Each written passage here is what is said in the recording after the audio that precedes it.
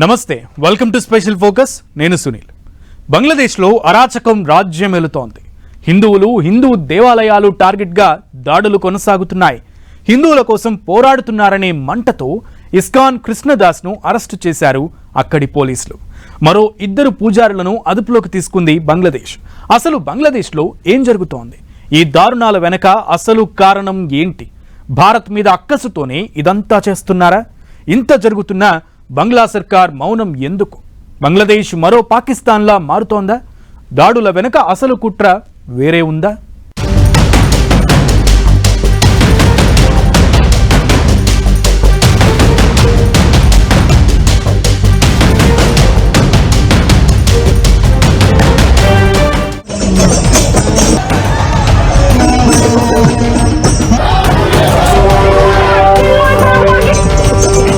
మత హింసకు కేరాఫ్ గా బంగ్లాదేశ్.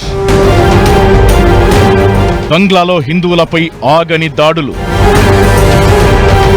బంగ్లాదేశ్ మరో పాకిస్తాన్ అయ్యిందా? బంగ్లాదేశ్ అల్లర్ల వెనుక ఎవరున్నారు? హిందువులపై దాడుల వెనక కుట్ర ఉందా? మతపరమైన హింసకు బంగ్లాదేశ్ కేరాఫ్ గా మారుతోంది. షేక్ హసీనా ప్రధాని పదవిని వదిలిపెట్టి ఇండియాలో తలదాచుకున్నప్పటి నుంచి బంగ్లాదేశ్లోని కొందరు హిందువులను లక్ష్యంగా చేసుకుని దాడులకు పాల్పడుతున్నారు. గత 5 నెలల్లో హిందువులపై దాదాపు 200కు పైగా దాడులు జరిగినట్లు తెలుస్తోంది. ఈ ఘటనల్లో 9 మంది చనిపోగా వందల సంఖ్యలో హిందువులు గాయపడ్డారు. భారీ ఎత్తున హిందువుల ఆస్తులు విధ్వంసానికి గురయ్యాయి. నోబెల్ శాంతి బహుమతి విజేత మహమ్మద్ యూనుస్ ఆధ్వర్యంలో తాత్కాలిక ప్రభుత్వం ఏర్పడినా ఈ దాడులు పెరిగాయే తప్ప తగ్గినట్లు ఏమాత్రం కనిపించడం లేదు. ఇస్కాన్ మాజీ అధికార ప్రతినిధి, బంగ్లాదేశ్ సనాతన్ జాగరణ్ మంచ్ నేత చిన్మయ్ కృష్ణదాస్ అరెస్టుతో ఉద్రిక్తతలు మరింత పెరిగాయి. హిందువులపై దాడులు కొనసాగుతూనే ఉన్నాయి. కృష్ణదాస్ అరెస్టు వ్యవహారంపై తీవ్ర వ్యతిరేకత వ్యక్తమవుతున్న వేళ చటోగ్రామ్లో మరో 2 ఇస్కాన్ సభ్యులను అరెస్టు చేశారు. ఇస్కాన్ కు చెందిన రుద్రప్రోతి కేశబ్ దాస్, రంగనాథ్ శ్యామసుందర్ దాస్ ను అదుపులోకి తీసుకున్నారు. కృష్ణదాస్ కు ఆహారం, మందులు పంపిణీ చేయడానికి వెళ్లిన సమయంలో వీరిని అరెస్టు చేసినట్టు తెలుస్తోంది.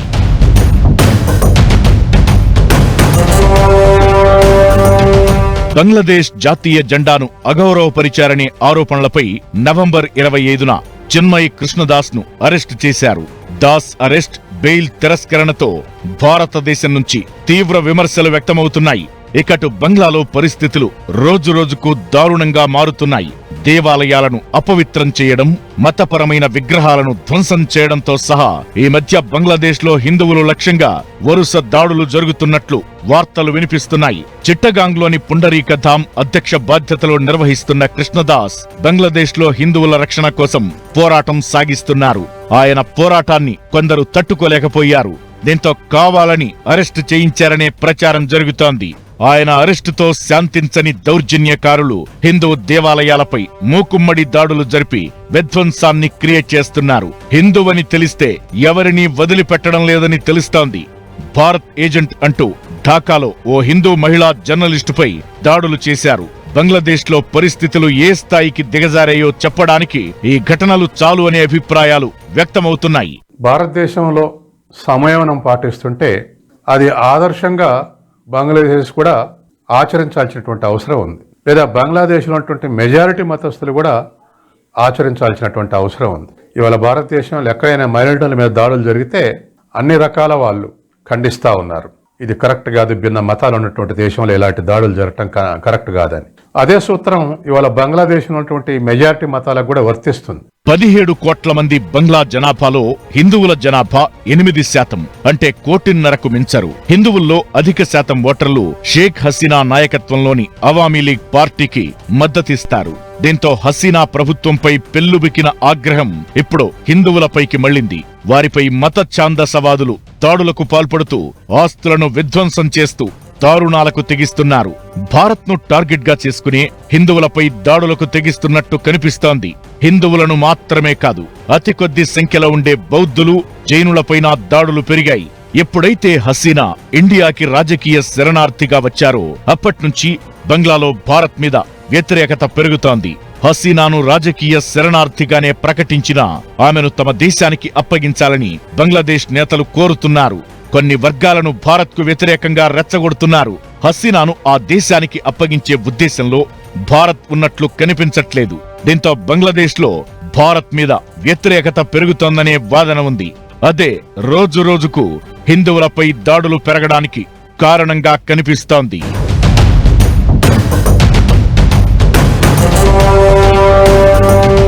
నిజానికి 2021లో ప్రధాని మోదీ బంగ్లాదేశ్ పర్యటన తరువాత నుంచి హిందువులను టార్గెట్ చేసుకుని దాడులు మొదలయ్యాయి.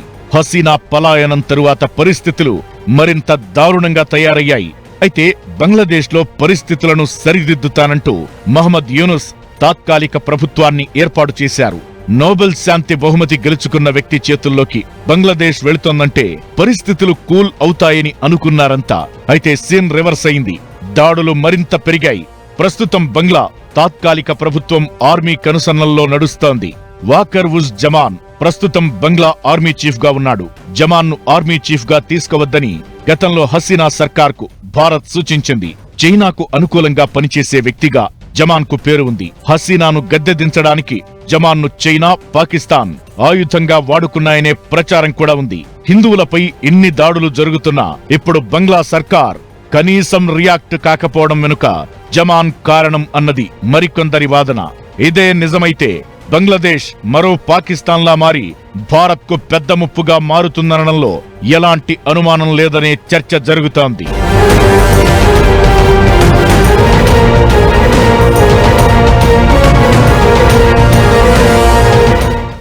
బంగ్లాదేశ్ ఇవాళ ఓ దేశంగా ఉందంటే అది భారత్ చేసిన సాయమే.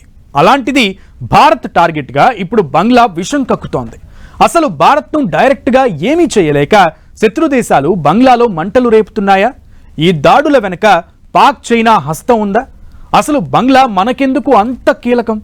బంగ్లాలో అరాచకాలకు చెక్ పెట్టేది ఎలా?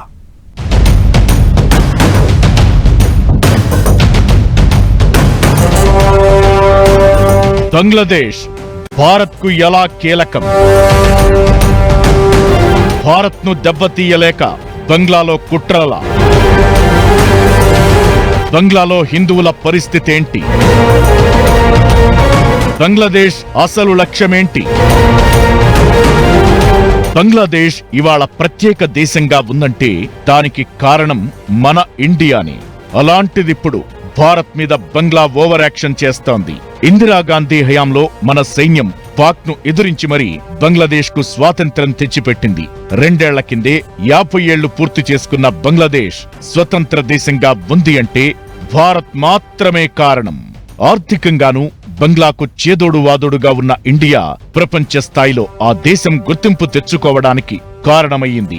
అలాంటి బంగ్లాదేశ్ ఇప్పుడు భారత్ మీద విషం కక్కుతోంది. ఆ దేశంలో హిందువుల మీద పెద్ద ఎత్తున దాడులు జరుగుతున్నాయి. టార్గెట్ చేసి మరీ హిందూ లీడర్ల మీద, ధార్మిక సంస్థల మీద, ఆధ్యాత్మికవేత్తల మీద దాడులు చేస్తున్నారు.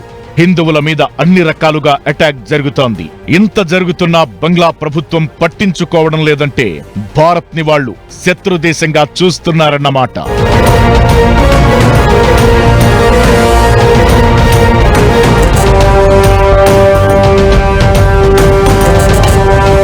బంగ్లాదేశ్లో హిందువులు పడుతున్న ఇబ్బందులు అన్నీ ఇన్ని కావు.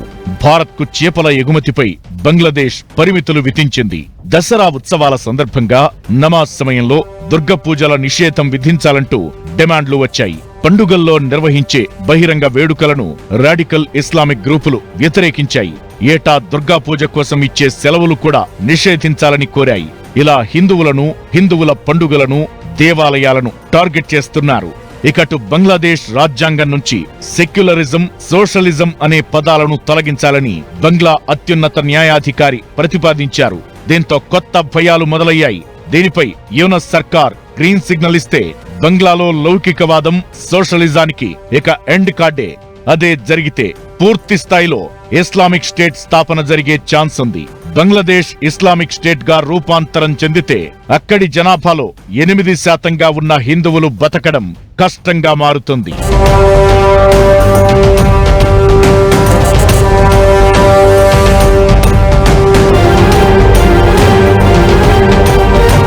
1951లో బంగ్లాదేశ్ జనాభాలో హిందువుల వాటా 22%. 1964, 2013 మధ్య మతపరమైన హింస కారణంగా 1,20,00,000 మందికి పైగా హిందువులు బంగ్లాదేశ్ నుంచి పారిపోయారు. అయితే హసీనా పాలనలో దాన్ని అదుపు చేయడానికి తీవ్రంగా ప్రయత్నించారు. ఇప్పుడు హసీనా బహిష్కరణ తరువాత బంగ్లాదేశ్లో హిందువులు బతకడానికే వణుకుతున్న పరిస్థితి. బంగ్లాదేశ్తో భారత్కు 4,000 కిలోమీటర్లకు పైగా భూమి, నదీ సరిహద్దు ఉంది. దీంతో బంగ్లా మన దేశానికి కీలకం. దీంతో భారత్ మీద కుట్ర చేసేందుకు మన శత్రు దేశాలు బంగ్లాలో పావులు కదుపుతున్నాయా అనే అనుమానాలు కూడా వినిపిస్తున్నాయి. షేక్ హసీనా దేశం విడిచి పారిపోవడం అంటే అది పాకిస్తాన్కు భారీ ప్లస్. ఇప్పుడున్న పరిస్థితుల్లో బంగ్లాను తన సిద్ధాంతాల ప్రకారం ఇస్లామిక్ సంస్థల ద్వారా పరోక్షంగా పాకిస్తాన్ ప్రభావితం చేస్తోందనే అనుమానాలు కూడా ఉన్నాయి. చైనా పాక్ అనుకూల వ్యక్తిగా పేరున్న జమాన్ బంగ్లాదేశ్ ఆర్మీ చీఫ్ గా ఉండడం ఈ అనుమానాలకు మరింత బలం చేకూరుస్తోంది. భవిష్యత్లో పాకిస్తాన్తో బంగ్లాదేశ్ కలిస్తే అది భారత్కు ముప్పు పొంచి ఉండే ప్రమాదం ఉందనే హెచ్చరికలు వినిపిస్తున్నాయి. ఈ ప్రాంతంలో సంక్షోభం వస్తే ఈ ఇతర దేశాల జోక్యానికి అవకాశం కల్పిస్తే వైరుధ్యం పెంచుతాయి తప్ప మిత్రత్వం పెంచేటువంటి అవకాశం లేదు. ఇది చిన్న దేశం అయినటువంటి బంగ్లాదేశ్కు నష్టం జరుగుద్ది. కాబట్టి ఇప్పటికైనా బంగ్లా ప్రభుత్వం, బంగ్లాలో ఉన్నటువంటి మెజారిటీ మతస్థులు ఈ విషయం ఆలోచించి నిర్ణయం తీసుకోవాల్సినటువంటి అవసరం ఉంది. సార్వత్రిక ఎన్నికలకు ముందు యూపీ సీఎం యోగి ఆదిత్యనాథ్ నుంచి ప్రధాని మోదీ, ఈ మధ్య ఢిల్లీ వెళ్లొచ్చిన పవన్ వరకు బంగ్లాదేశ్లో హిందువులపై జరుగుతున్న దాడులను ఖండించారు. అమెరికా అధ్యక్ష ఎన్నికల్లోనూ బంగ్లాదేశ్లో హిందువులపై జరుగుతున్న దాడులు ప్రభావం చూపించాయి. హిందువులంటే ఇష్టమని, వాళ్లపై జరుగుతున్న దాడులను ఖండిస్తున్నానని ట్రంప్ ప్రకటించారు. ఆయన గెలిచారు కూడా. ఇదంతా ఎలా ఉన్నా ముస్లిం రాజ్యంగా తమను తాము బంగ్లాదేశ్ ప్రకటించుకోవాలని అనుకుంటోందా? 91% ఉన్న ముస్లింలను రెచ్చగొట్టి 7% కూడా లేని హిందువులపై దాడులు చేయిస్తోందా? ఇలా రకరకాల అనుమానాలు వ్యక్తమవుతున్నాయి. ఏమైనా బంగ్లాలో పరిస్థితులు అక్కడి హిందువులకు నరకం చూపిస్తున్నాయి. దీనికి భారత్ దౌత్య నీతితోనే సరైన జవాబు చెప్పాల్సిన అవసరముందనే డిమాండ్లు వినిపిస్తున్నాయి.